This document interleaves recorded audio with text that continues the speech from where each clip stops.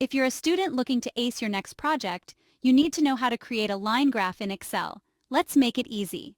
First, open Excel and enter your data in two columns, one for your labels and the other for your values. Got it? Great. Now highlight your data, then head to the Insert tab. Look for the Chart section and click on the line graph icon. Excel will automatically generate a basic line graph for you. But wait, let's make it better.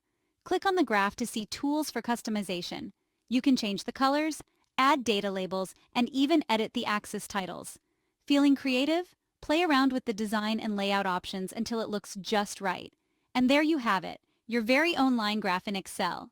Easy, right? Remember, practice makes perfect. So keep experimenting with different data sets and styles. You've got this. Thanks for watching.